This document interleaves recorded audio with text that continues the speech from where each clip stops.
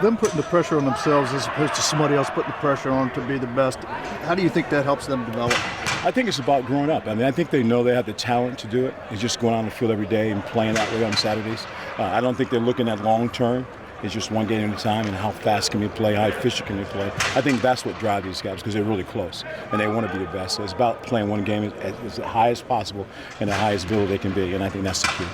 Yeah. Is the amount of reps they're getting and then subbing in, having fresh legs all the time? I think that's the key. You take Taekwon Lewis last year, only played 45 plays a game as a starting defensive end. That kind of tell you that we want our guys to be fresh. And I think that's the key. And they know that. Everybody's going to play, but we're going to play fast. Is that going to help down the road in this season? Oh, no question. It's a long season. You take a guy playing 65 plays a game, that's a lot of plays in the body going 12 games.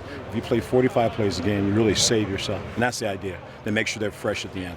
Larry, when you talk about everybody playing, Urban told us on Tuesday that he wants five of your linemen on the field at one time. Yep.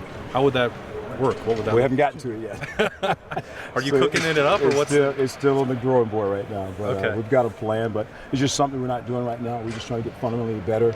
That's something that we go down the road. We see fit. We got to do it. We'll do it. But right now, it's just something on the table. What are you kicking around? I mean, what are the logistics of doing that? I can't give you all my secrets. I'm not asking. I'm trying to make so that you have an out here a little bit, but and how would that has to take away from another position, right? I mean, yeah, that means a linebacker may have to come off the field. We play with five guys, and we just got to see how it works out and how it fits in our defensive scheme.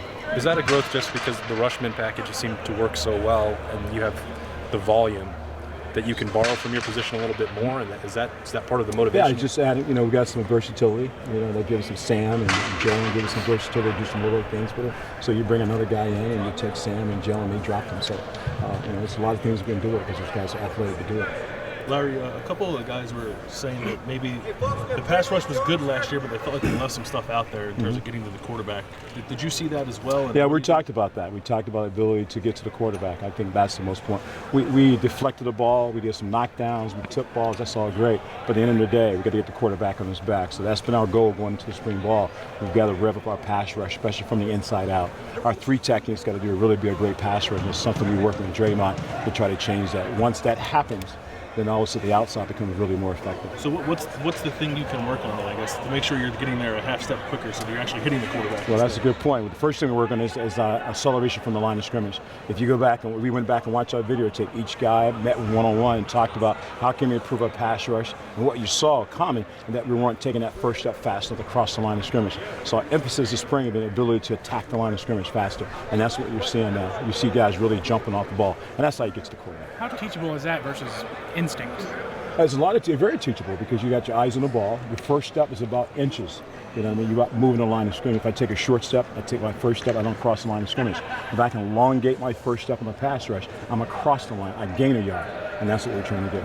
Yep. Coach said that Tracy Sprinkle seems like he's getting back into the swing of things. Just what have you seen out of him this spring, and how big will it be to get him back on the field for you guys? Leadership-wise, be great. He's working extremely hard in his rehab. That's something you see on the sideline. You can turn the sideline. You're going to watch him running hard, full speed, trying to get back. So it's just a matter of time. We're going to keep him out the rest of the spring, but hopefully when we get going in the summer, he'll be ready to go. You took Joey, I think, from his first year to his second year, Joey Bosa. How's Nick making that jump from his first year to his second? Transition been really good. Nick's probably got some little things a little earlier than Joey did. I arrived late. Nick got everything that I gave Joey his freshman year.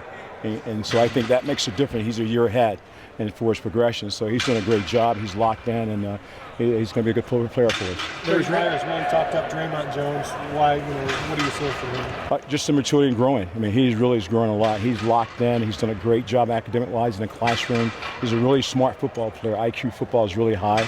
And now just the ability to continue to grow. And he's done it. He's had a great spring for us. What's that battle going to be like between him and Tracy? It's going to be a good battle. We got to find a way to make it work. But our guys understand that everybody's going to play, so it's not who starts, it's who finishes. And that's what we sell in our room. Are you where you think you should be in conditioning right now?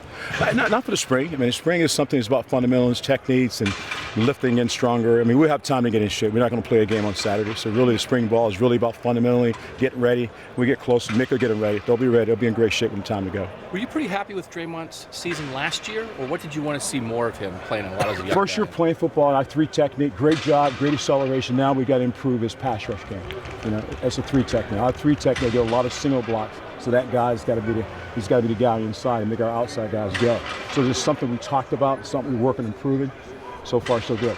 Sam and Taekwon talked about Draymond's motor. Where does that stack up with guys that you've coached in recent years? They just talked about how he's always going, hard 100% of the time. He's close to Tom Hawley. Tom Hawley was like that. He would run all day long. Draymond can run like a running back. He can really run a very smooth transitional player, and he's in great shape. Draymond's one of the guys that's in shape all the time because he's running.